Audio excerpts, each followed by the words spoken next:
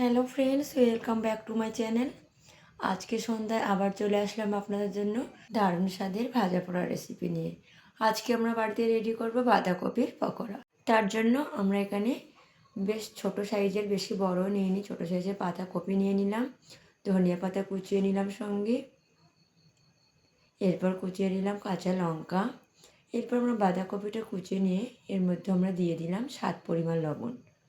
লবণটা দিয়ে পাতাকপিটা একটু মাখিয়ে নেবো লবণের সঙ্গে, তাহলে এটা একটু হেজে যাবে এবং এর থেকে যে হালকা একটু জল বেরোবে তাতেই আমরা এটা রেডি করে নেব।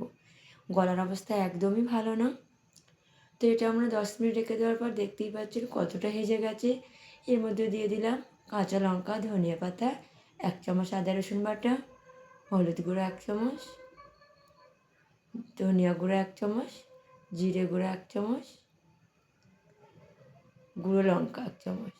তারপর দিয়ে দিলাম বেসন, পরিমাণ মতন বেসন দিয়ে দিলাম।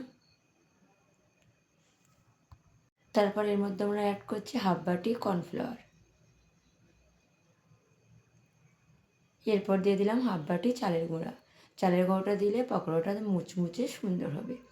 দিয়ে এবার পাতাকপির থেকে যে হালকা হালকা একটু জল বার হয়েছে, এই জলে আমরা বেসন বা আদা যেগুলো দিয়েছি খুব সুন্দরভাবে এটা আমরা মেখে রেডি করে নেব।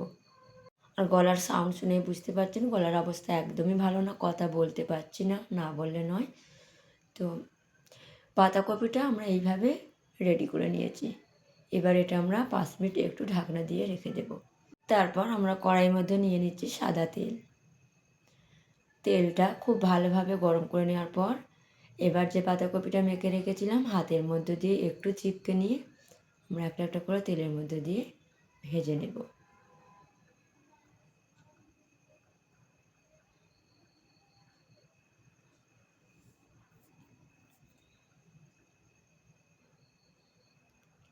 তো এইভাবে আমাদের পাতাকপির পকোড়া রেডি হয়ে গেছে।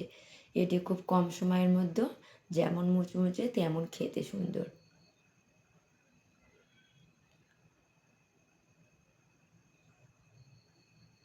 আমাদের রমজান মাসে সন্ধ্যায় আমরা ইফতারিতে সবাই কম বেশি ভাজা পোড়া রেখে থাকি।